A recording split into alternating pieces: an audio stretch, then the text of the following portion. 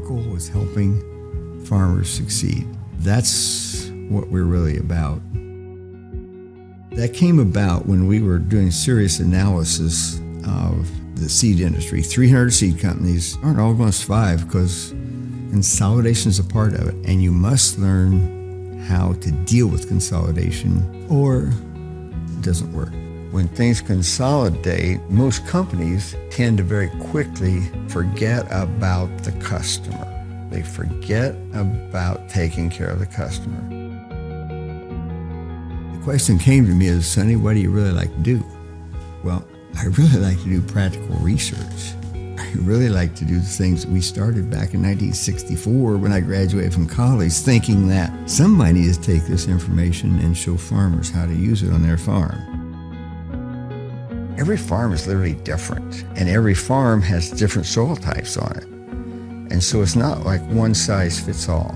And that's what our practical research does, is help farmers understand what hybrid and what practices to use on this field versus the practices on this field over here. We will have to listen to the farmer, listen to our customer as to what they need, as opposed to bringing out something and saying, this is what you need. You have to always think, why am I in business? Why are we selling seed? Is that going to go on forever? How are we going to survive? We're going to survive by doubling down on that and doing more of it. We sell seed to support our habit of helping farmers succeed. If we always think of it that way, it can go on for a long time.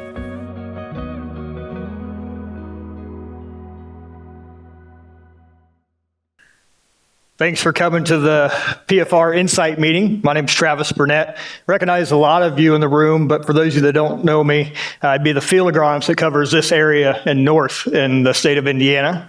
I've been with Beck's for right at 10 years now, just finishing 10 years actually. So just want to be the first to thank you for taking time out of your evening to come spend with us. We have some unique things that we would like to share from our learnings in PFR. I think we have some pretty good lineup of topics to talk about. So hopefully there's something you can find out of this and take home and make improvements to your operation. My speaking partner today is Jason. I'll let him introduce himself. Yeah, hey, good evening, everyone. Jason Beck. I've been back with the family business here for about 3.5 years, work as a seed advisor covering west, kind of central and western Indiana. Get to work with a great group of dealers and customers there on the western and central part of the state here. Here in a minute, I'm going to do a PFR overview for the year, and then after that, Travis is going to give our agenda.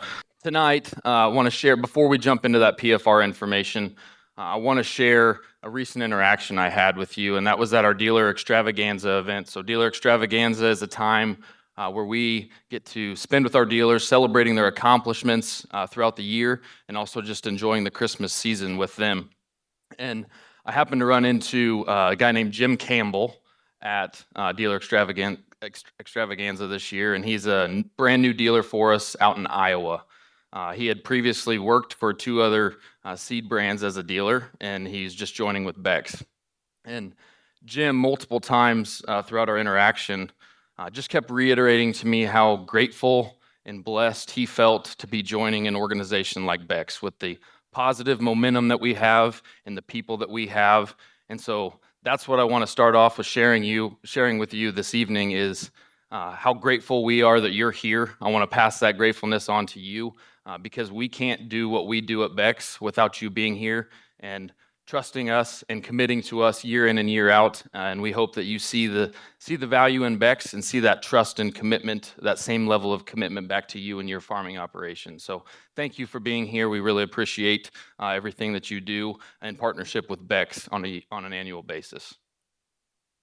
So jumping into PFR. PFR has been around for 60 years here at Beck's. Actually, we're in the 61st year. So it's a program that we have continued to invest in through the years. It's now represented by 12 locations across over 1,000 acres around our marketing territory. So it's a significant amount of dollars each year that we spend to invest in the Practical Farm Research Program. One of my favorite things that our leadership team at Beck's says is that at Beck's, we have all the money to invest in the right things and none of it to invest in the wrong things. Practical Farm Research is one of those right things for the farmer. And so it's the right thing for Beck's, and it is something that we will continue to invest in as a company. Planting dates, closing wheels, fungicide timing, starter on both sides. Those are a few of the over 150 examples of proven products and practices that we put out each year for your farming operation. Make a quick call out. You see the PFR proven tag here at the top. Would encourage you to take a look today or in the coming days at a few studies that have that PFR proven tag, knowing that Beck's has done the groundwork for you and your operation to know that you can take one of those studies and implement it on your operation, and it has a high likelihood of success. So PFR proven means that it's been tested for a minimum of 3 years. It has added yield all 3 of those years, and it's also averaged out to be a positive return on investment. That's why you can make those decisions with a high level of confidence, because Beck's has done that research on a local basis and farmer-focused research. I'll pass it over to Travis to give us a brief agenda and talk about weather recap for this year. So this is the fifth presentation that Jason and I have given in the last week or so. And I don't always do the agenda, but really I'm doing this for you, Dave. Okay, this is the opportunity for you to pick out the stuff you want to stay awake for and which topics you can take your nap with, okay? So I'm thinking of you with this. So we're going to start off, Jason's, well, first I'm going to talk a little bit about the year in review, okay? I think it's always important this time of year to reflect on the year. Okay, so much of what we do is influenced or dictated by the weather, right? But as a farmer, it's really easy to have a short memory. Okay, we only get so many opportunities to put a crop out. And I think it's really important that we reflect on what was unique from a weather perspective, and then also file that away in a place that we can draw on that later in the year, or later years, right, in the future. And really what I think about with that is, you've heard the saying that history never repeats itself, but it often rhymes, right? So we're going to start off there, just doing a brief recap on the year. After that, Jason's actually going to take the reins and talk a little bit about a planter study that we're doing, and one that he was actually involved with on his own farm. Has a unique insight there. And then we're going to spend the rest of the time focusing on some low cost or no cost types of things we've learned in PFR. And really the reason we're focusing there is we're very aware of the farm economy right now, right? It's tough. We understand that. What are some things that we can do, some advice that we can give, small tweaks that we can make to an operation, to a pass that we're already making that can get more out of that pass? So we're going to focus on that the rest of the time throughout the day. But to kick things off, let's do this year in review. So we're going to start off looking specifically at moisture and temperature, okay, throughout the growing season. So up here I have a temperature map from the month of May. If you think back to the month of May, it was a really slow start to the spring. It was a really cool spring. In fact, we were somewhere around 7 to 10 days behind normal GDU accumulation at the end of the month of May. Okay, Jason's going to talk about some of the unique things or challenges that equated to with some of the research with that planter study in particular. Started off cold, then as that calendar switched to the month of June, it's like we flipped a light switch. Okay, if you guys recall, that's when it got warm, and it stayed warm, really all throughout the month of June. Not only do we make up that lack of GDUs, we actually surpassed that 30-year average by the end of the month. We're actually trending ahead of normal by the end of the month. Now, not only was it warm in the month of June, what else did we experience this June in this area? Rain, a bunch of rain, okay?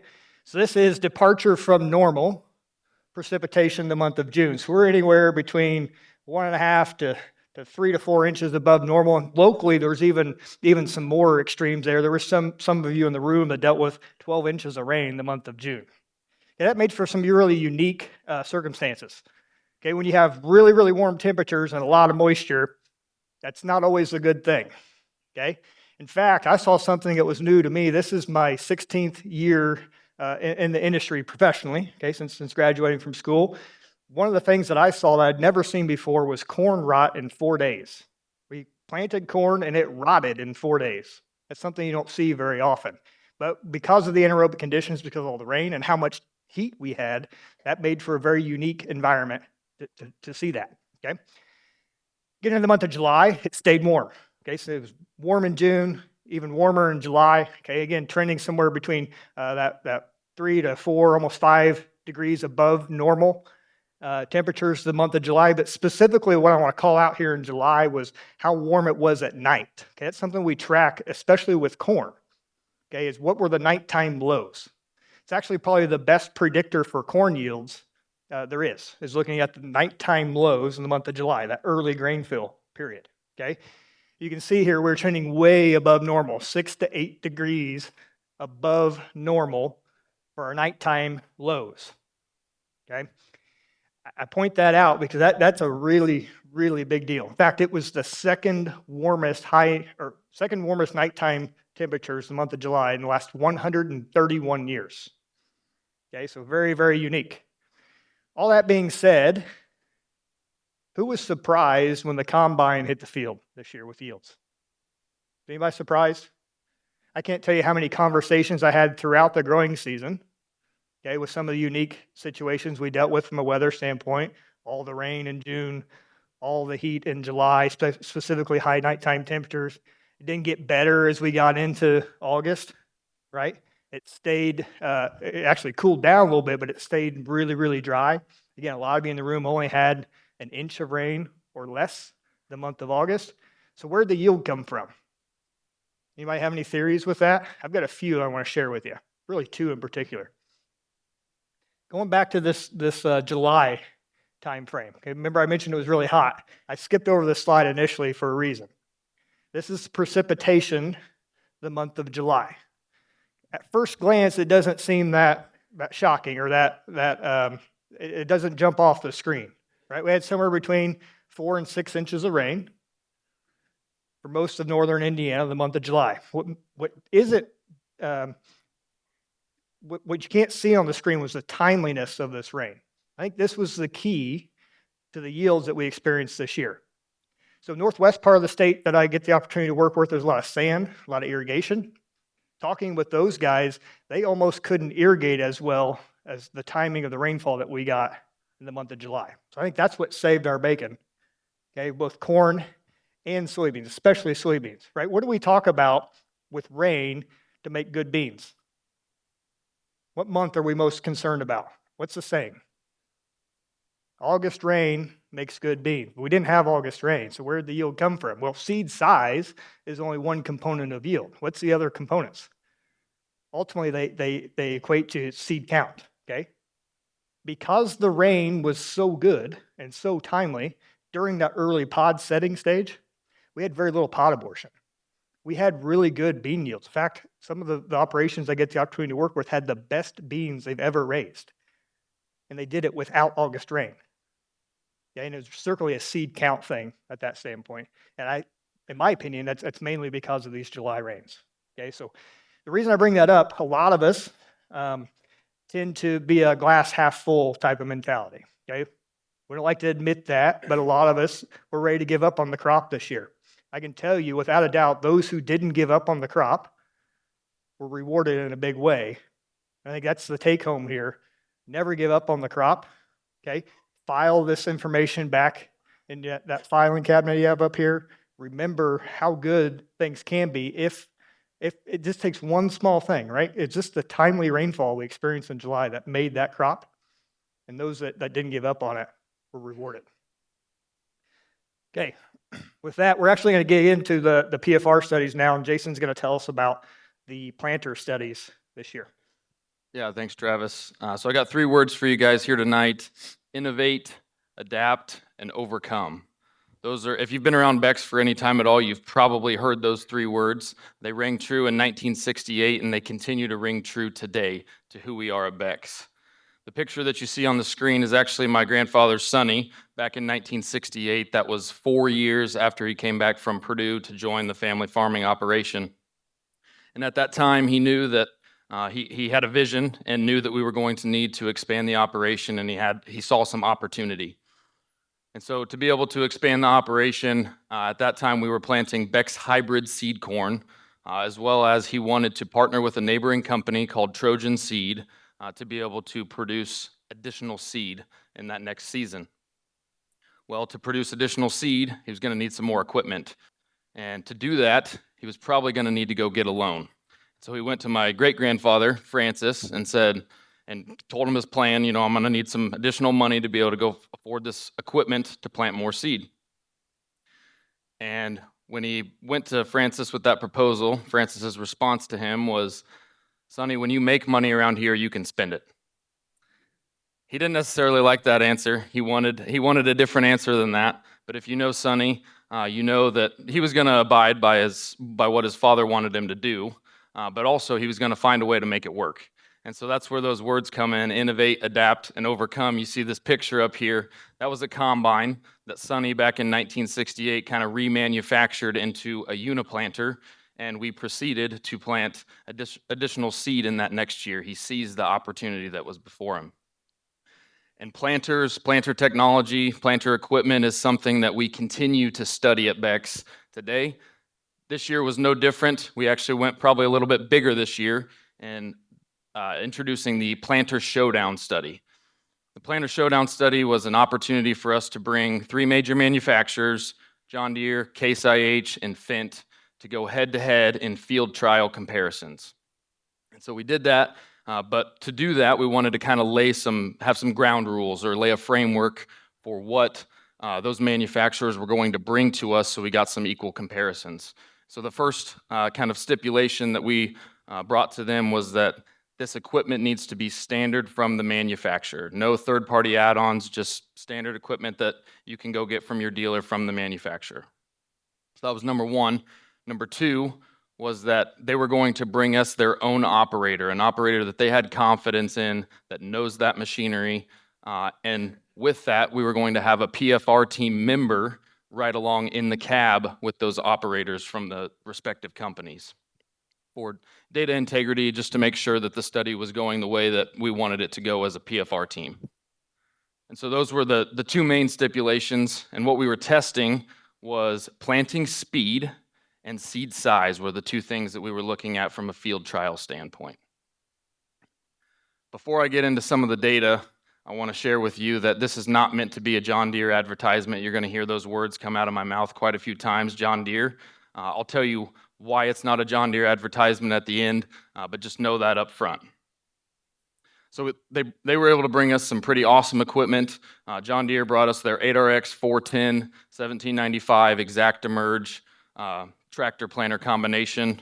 Case IH brought us their Magnum 380 Early Riser 2150S, and Fendt brought us the 942 Vario Momentum 31 tractor planter combination. So again, some very nice equipment that they brought us to be able to test out in those field trials this year. So let's get into the data. First, we're going to look at speed, testing 5 mile per hour versus 10 mile per hour. And this first slide is a little bit busy, but I want to point out 2 things to you. So I'm going to point your eyes in 2 directions. We look at the top numbers here, these final stand count numbers. That's what these are, the 32, 924 across the board. Those are final stand count numbers. So very consistent between all manufacturers, those final stand count numbers. We know that final stand count did not have an overall impact on yield from a speed test standpoint. The second call out on this slide that I want to make is look over here on the right-hand side of the screen, and you see that it took 7 days for all of the plants to emerge, from the first day to the last day, 7 days.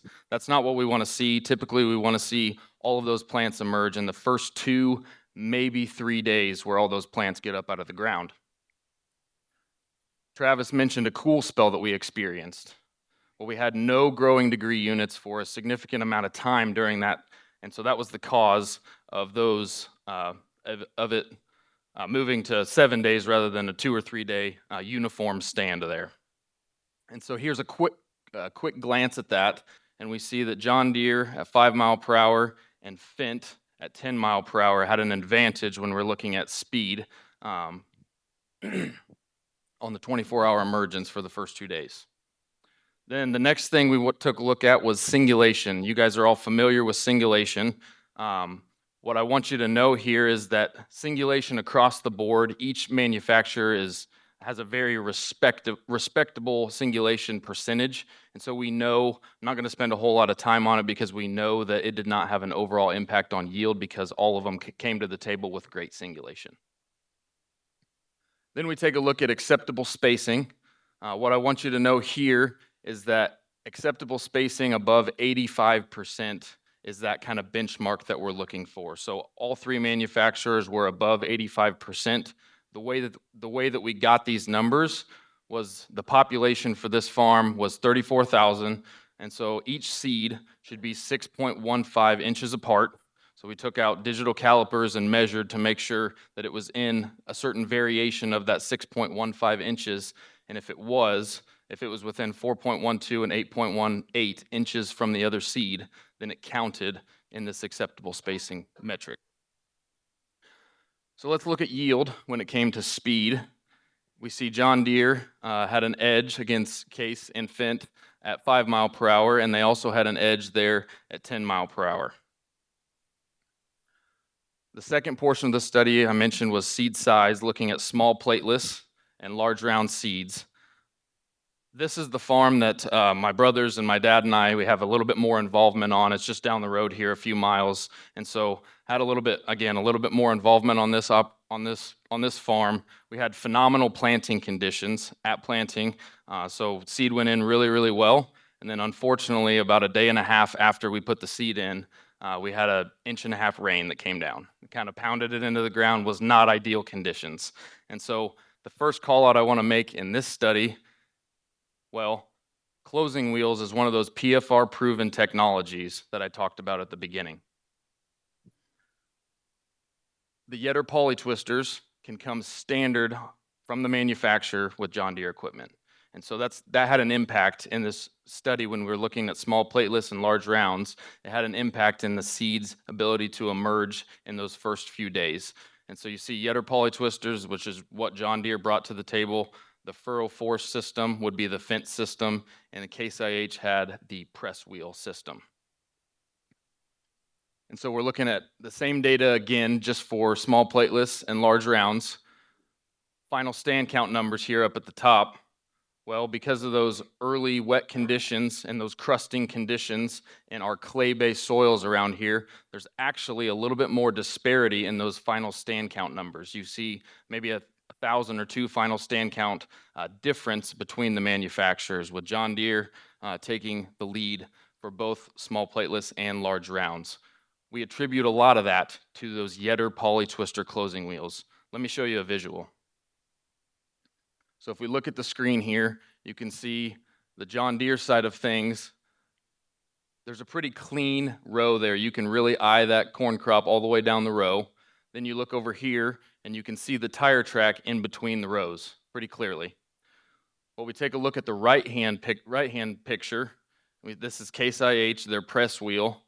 You look down that row, and it is almost like there's an additional tire track going down that row.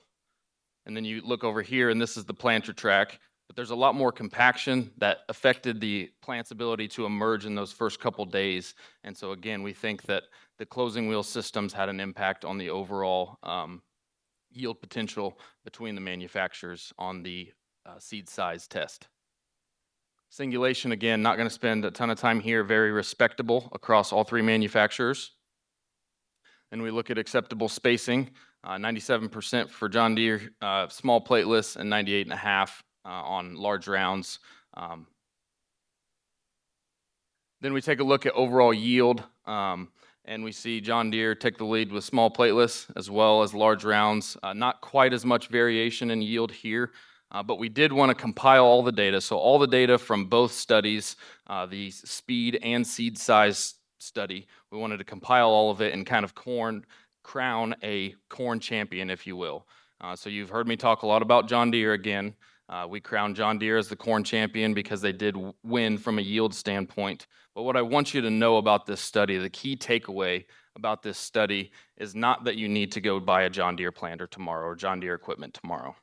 The key takeaway about this study is that from a planter technology, planter equipment, and planter setting standpoint, those matter almost more than anything, because every single year is different when it comes to field conditions. And so just make sure that you know what you have when it comes to planter equipment and technology and how it's going to impact your operation. We have tons of studies around the topic of planter equipment and technology, and so take a look at those and see how that can impact your farm.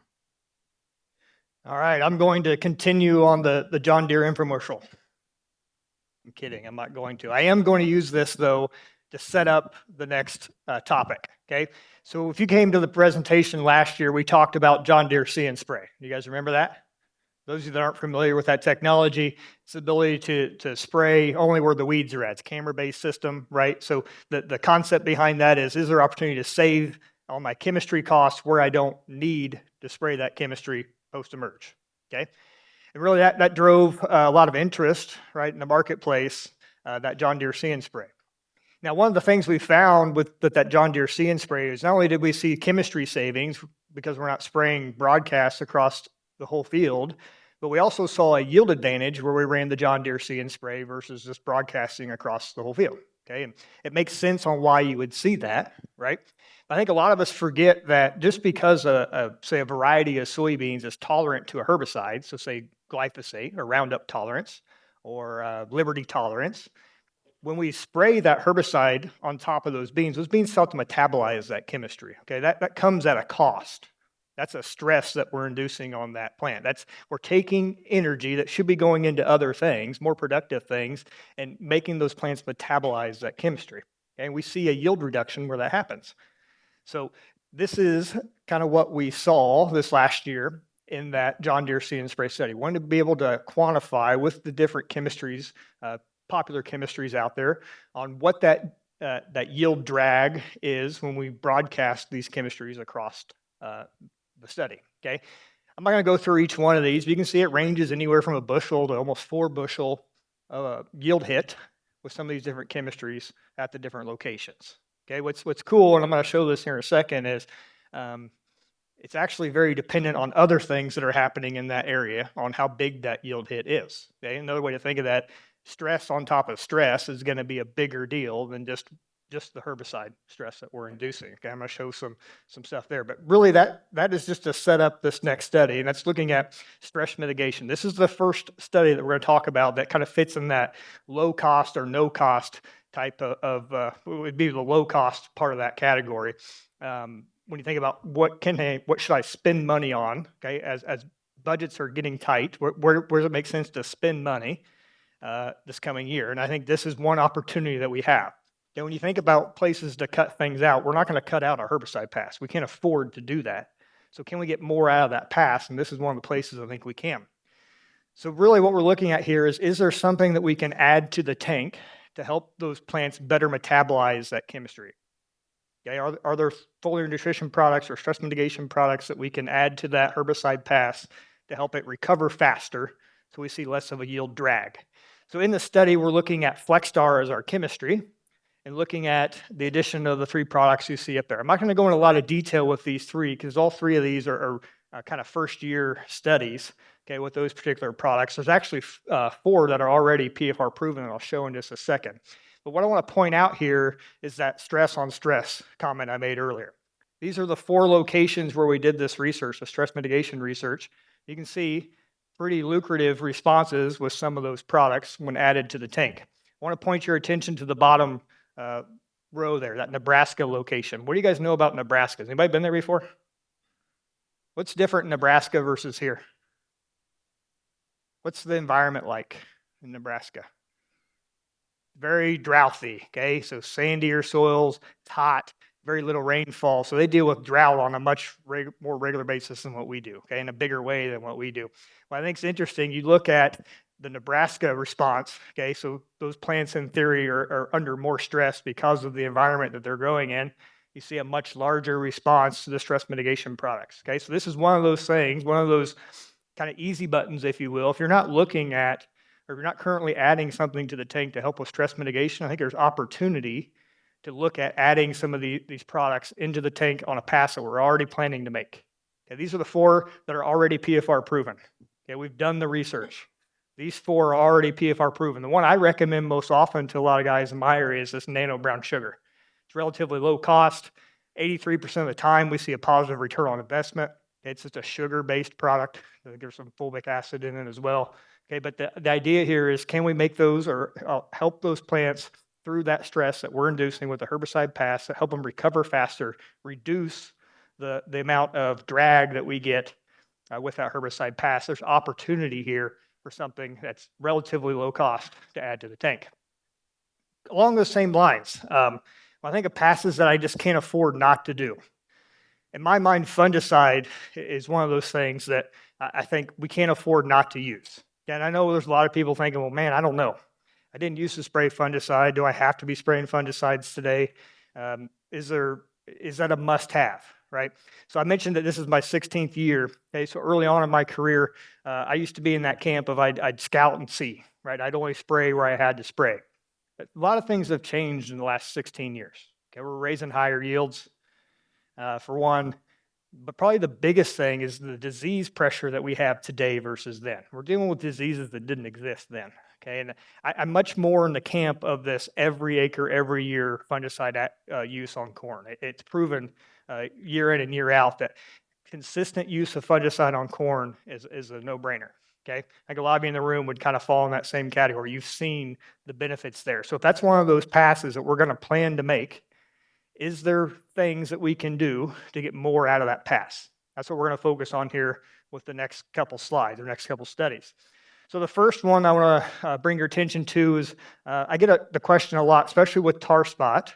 Right, we've all dealt with tar spot for a few years now, but is there value in running sequential applications of fungicide on corn? So not just one application, but 2 applications of fungicide. Is there value there versus just one? When we started thinking about how we would set this study up, if a guy's looking at spraying twice, likely one of those applications is going to be a generic product to help manage costs. Okay, so the azoxystrobin you see up there, that's Quadris. Okay, it's a generic Quadris. You can have that for $4 an acre. Okay, so the first pass with those sequential applications, we're testing at V5 and R1 with Veltima, and also V10 followed by R1, and we're seeing value in those sequential applications of fungicide on corn. Okay, we're showing the V10 R1 combination to be the best in the study.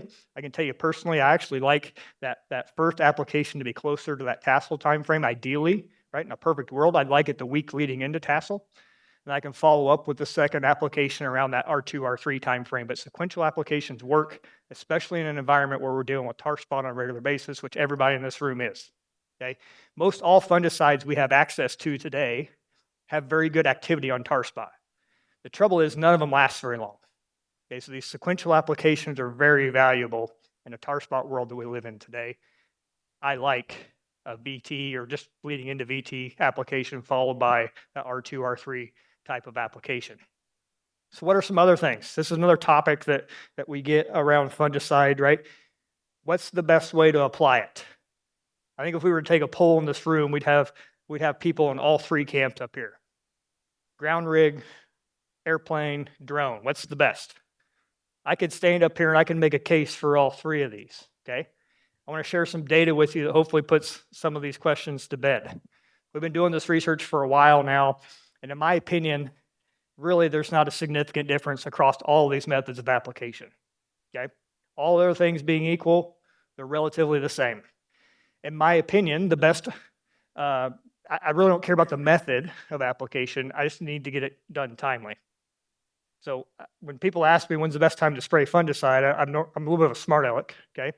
I like to answer that question with, well, the best time to spray a fungicide is the day before the disease sets in, right? And that's the right answer, but that's really hard to predict. But the point of that is, I don't care how you get it applied, let's get it applied timely. The other component to this is the operator with each one of these is more crucial than the method of application. I don't care if it's a drone or an airplane or somebody driving a high clearance machine, having confidence in that operator to do a good job. They stay off the row with the high clearance machine, or run the plane low enough to actually get good even coverage. Or with the drone, it's kind of the same thing, right? Getting good even coverage. The operator trumps everything.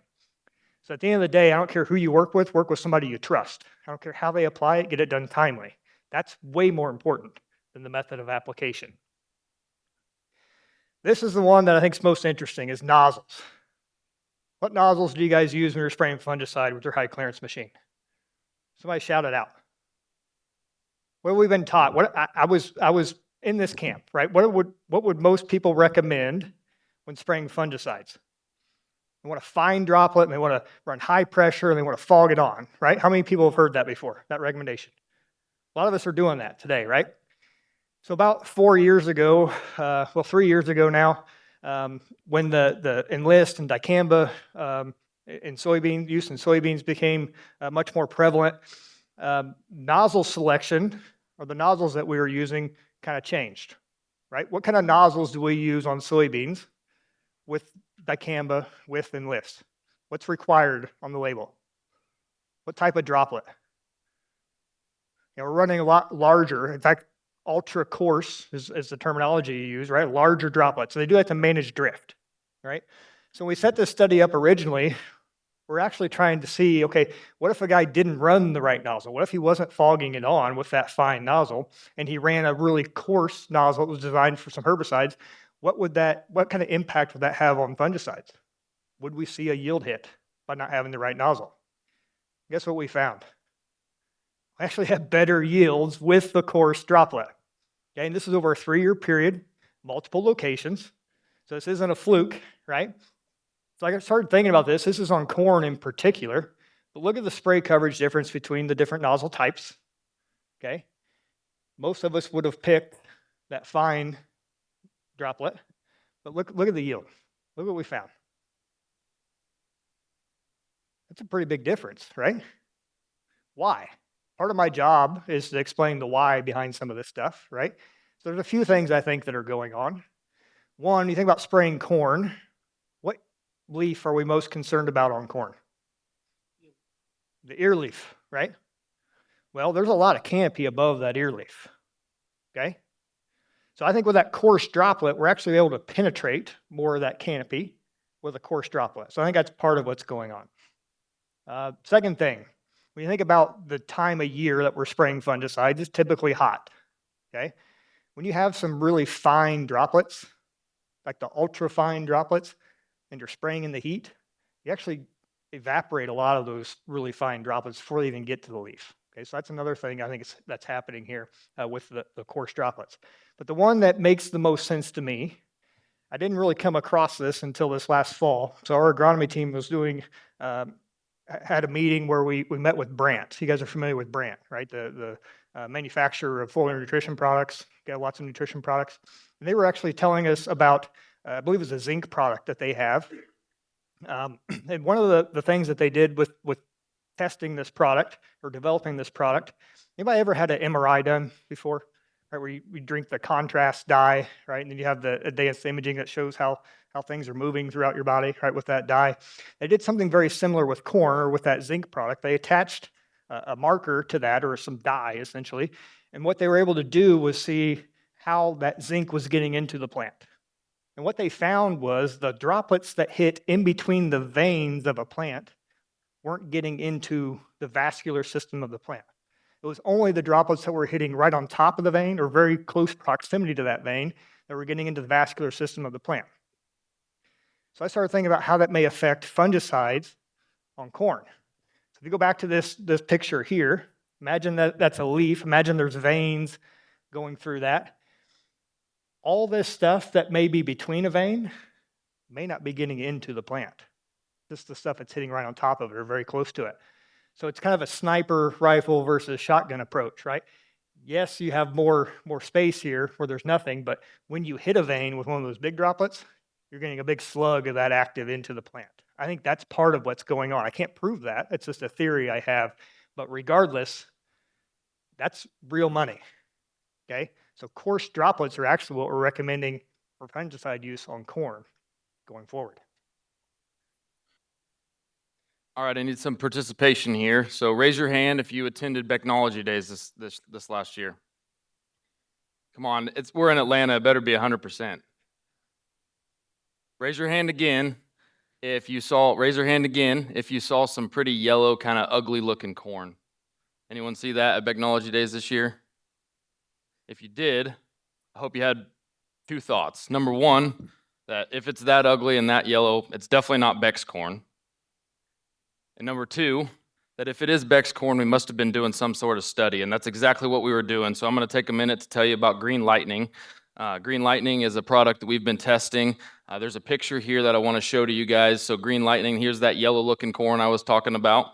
And then we look on the left-hand side, and that's your standard application of UAN. You see some good, healthy, green-looking corn. So what we were initially testing with Green Lightning is it is a product that was brought to us that is supposed to use electricity to turn atmospheric nitrogen into plant-available forms of nitrogen, hopefully.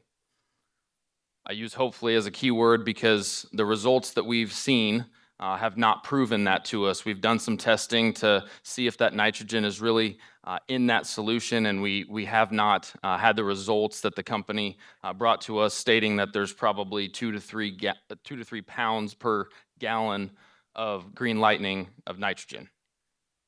And so here's the results. We see on the left-hand side here the standard rate of 190 pounds UAN, 221 bushels, so respectable yield for that field, and exactly what we were looking for. Then we look at no nitrogen here. We see 130 bushels per acre. Then we take a look at Green Lightning, which is the product that we were testing for that nitrogen replacement, that synthetic nitrogen replacement.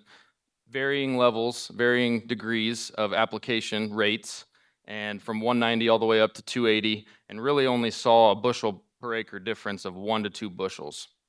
And so we're not recommending Green Lightning as a substitute for synthetic nitrogen today.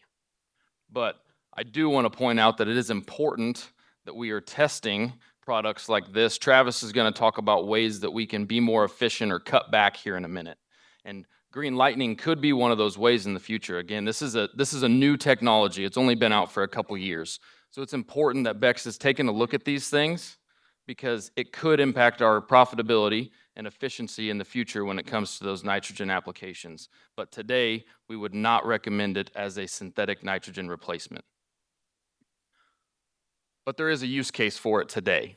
And today, what we've seen is that Green Lightning can be used in those foliar and fungicide applications as the carrier. And so when we substituted out Green Lightning, when we substituted out water for Green Lightning at the 15-gallon and 20-gallon rate, the first thing that we noticed was, wow, look at this right-hand side of the screen here. You see the drop in pH that we get with Green Lightning. Well, in those foliar and fungicide applications, that means a lot because the half-life of fungicide, that time that the foliar fungicide application is available to the plant, is that much longer. And so what we are looking at Green Lightning as a replacement for water-based carriers in those foliar and fungicide applications because of the pH of that spray solution. Then we look at the ROI or the dollars attached to it, and we see that Green Lightning over a water-based carrier is about $7 to $8 per acre more profitable based off the testing that we've done over the last couple years. And so that's kind of the use case. Again, an important technology that we invest in because there could be some real results that we see in the future as they continue to look into this product and maybe find a way to make that nitrate a little bit more, to make that nitrate available to the plant or nitrogen available to the plant in the future, but an important technology that Beck's is looking into. Dave, this is the part you need to be awake for, okay? So wake up, okay? You got a thumbs up. This is my favorite part of the presentation, okay? We're calling it where to sharpen the pencil, but really it's is there opportunity to cut cost, right? How many of us have been looking for that this year in particular? Again, I mentioned 16 years, right, professionally in this industry. I've gotten a question in the last 4 months, the same question, more in the last 4 months than I have the 16 years prior to that, and that's this right here. Can I cut back my dry fertilizer? Okay, so we're gonna do a little exercise. I need everybody to close your eyes. Trust me on this, okay? Who has either cut back or thought about cutting back their dry fertility going into 2026? Raise your hand. Our eyes are closed, so nobody can see, your neighbors can't see you, okay? A lot of us have, right? Brent, you still in the room? Brent's already out. Yeah. Okay. So I'm gonna make fun of him. It's more fun to make fun of Brent when he's here. But you guys can just tell him that I made fun of him when you see him next. Okay. So Brent was an agronomist for Beck's for a while before he became a seed advisor for this area. And we always joke with Brent. His answer for everything was "it depends." Whenever you'd ask him something as an agronomist, he'd always say "it depends." We make fun of him for that, but really that's the truth in a lot of what we do. Okay. So when I get this question from you guys, my answer is it depends. Okay, and I'm going to show you why it depends and where there may be opportunity to cut back. So this study here, it's a nutrient management study. And really this whole thing was designed around strip tilling or strip banding nutrients. So about 5 years ago, that's when the strip banding of nutrients really kind of became more popular. I heard a lot of people talking about it in the magazines and things. So we developed a study around strip banding fertility.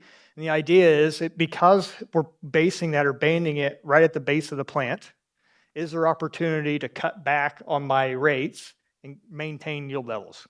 Can I get more efficient use out of it by banding it? Okay.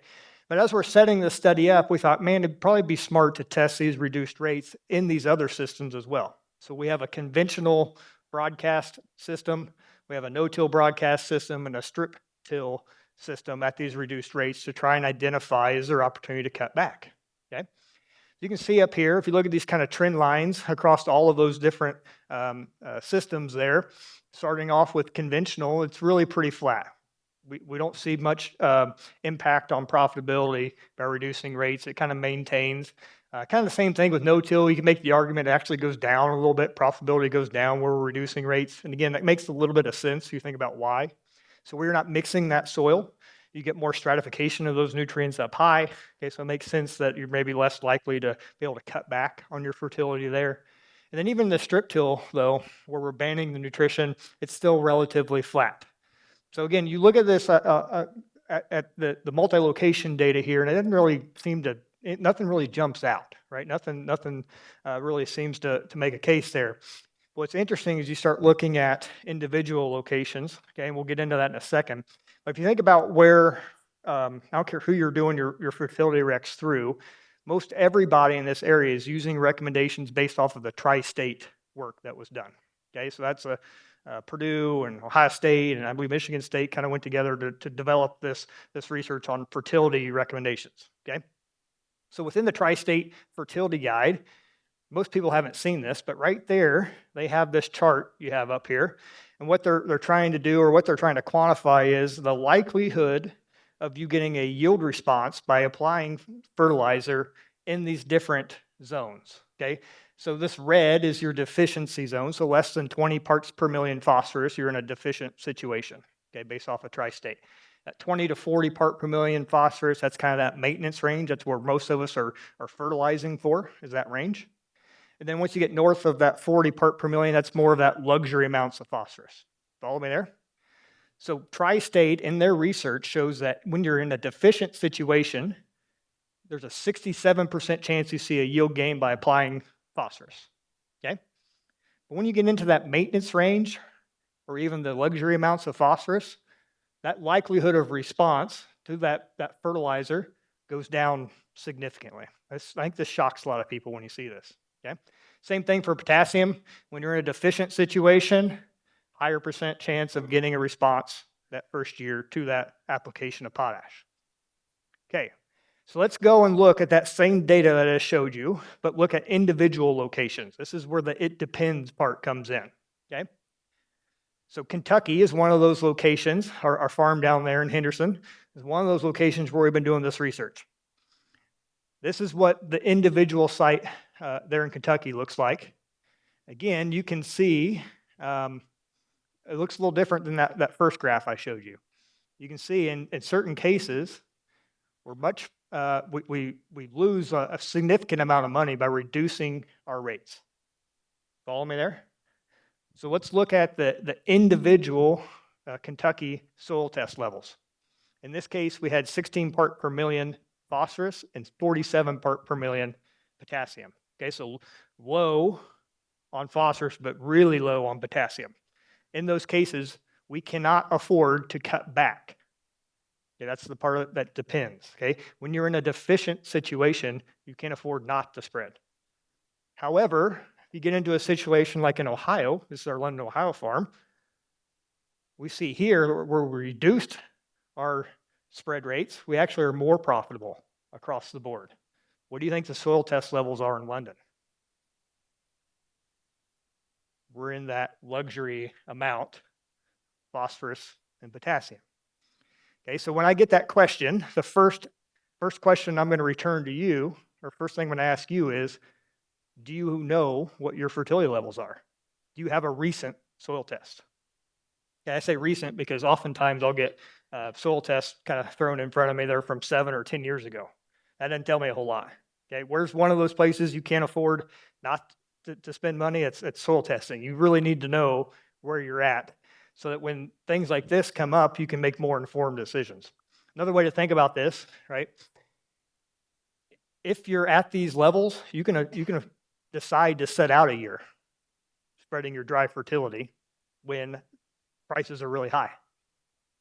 The other side of that coin is when prices are low, that's where you load up on MAP and potash, right? So you can buy yourself the luxury of sitting out when that value proposition isn't right. So can I afford to cut back? It depends. Depends on the individual farm's existing soil test levels, right? And that's what we need to decide on. Do I cut back or maybe reduce the rates that I'm spreading when the fertility is hard to pencil? Okay. Second thing I'm going to talk about where is there opportunity to cut back is looking at population on corn.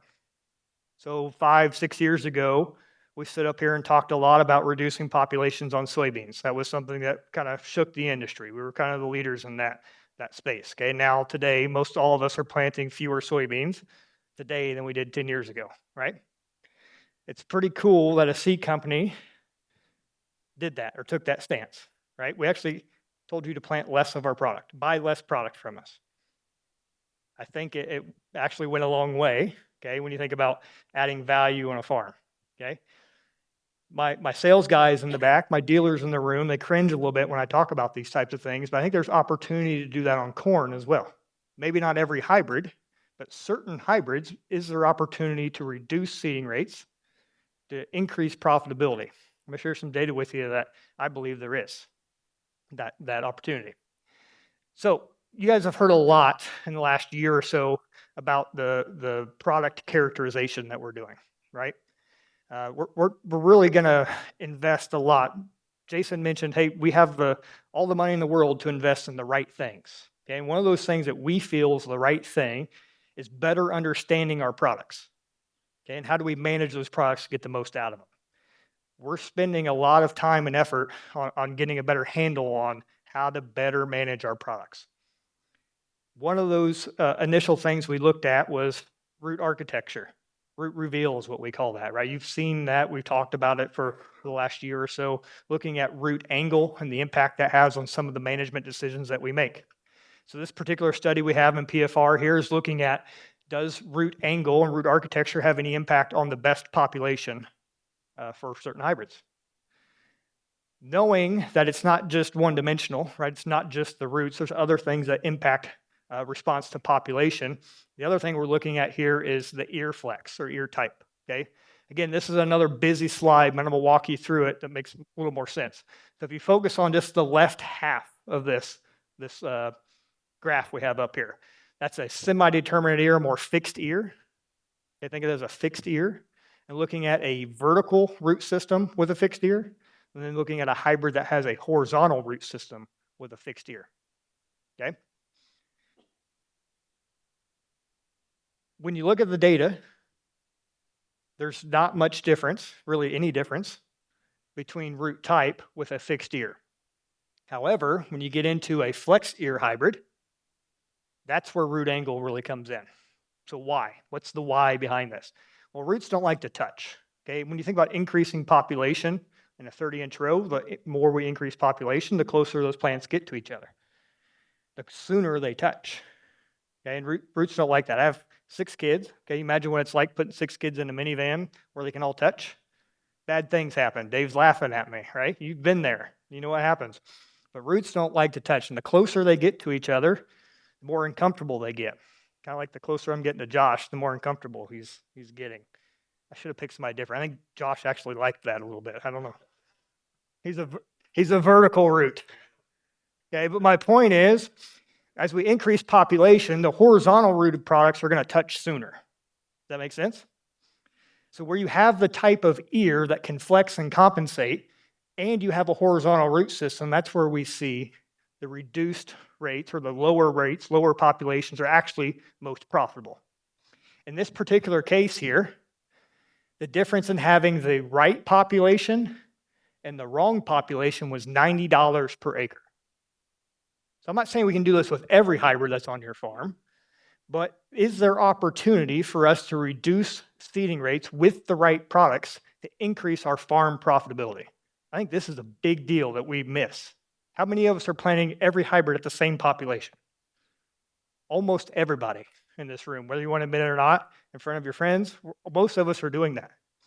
This is a really easy button for us, especially as things are getting tighter, right? It's harder to pencil. How are we going to make money this year?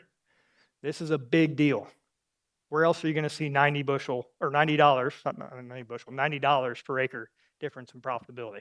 Just by making or tweaking one small little piece that we all have the ability to change pretty easily. Most of us just push a button in the cab. That's all it takes. So as you hear more and more from your seed advisor or dealer, they're talking about reducing populations. There's a reason why. Okay, and this is it. So not only have we done this in PFR, but I'm going to share some local data that actually shows that as well. Okay, so the dealer plots, okay, these are just the hybrid trials that every seed company shows, right? When a seed company shows up to your door and they slap a plot in front of you and try and sell you the winner at the top of that plot, right? That's what I'm talking about when I say dealer plots. What does a dealer plot actually tell us? Anybody step back and really thought about that? With what we just learned about population with certain hybrids, what does a dealer plot tell us? Because they're all planted at the same population, right? And all that tells us is that year on that farm, with that population, with that nitrogen management, with that fungicide pass, that product was the best.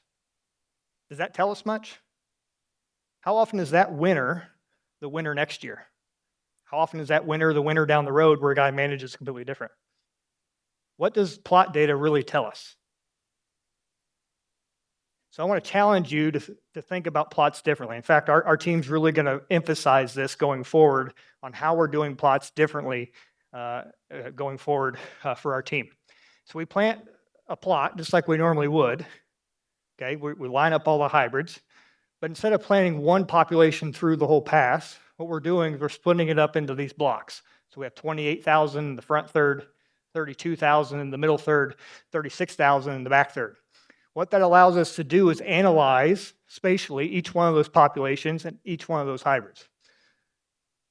So now we're looking at best case scenario for each hybrid from a population standpoint. Hybrid A was best at 28,000. We're comparing its best day to hybrid F at 36,000. Best case scenario. How do we identify apples to apples or compare apples to apples opposed to just picking a population and hoping it was right for all the products?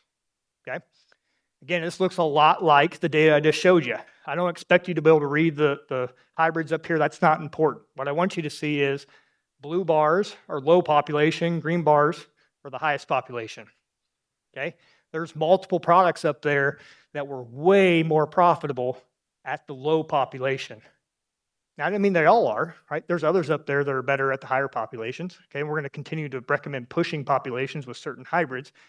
I mentioned $90 per acre in the PFR study. If you average the 5 products there in the middle that have the biggest swing from low to high population, there's a $200 per acre difference in profitability. Again, I'm not saying you're going to see $200 difference on your farm, but is there opportunity to increase your profitability by planting the right population? My answer is yes. Okay, so listen to your seed advisor or your dealer when they recommend reducing rates with certain hybrids. Travis, you've done a phenomenal job of bringing us back to 3 words: innovate, adapt, and overcome. Beck's is the only seed company in the industry that is investing the hard work and effort into better understanding and characterizing our products for success on your farm.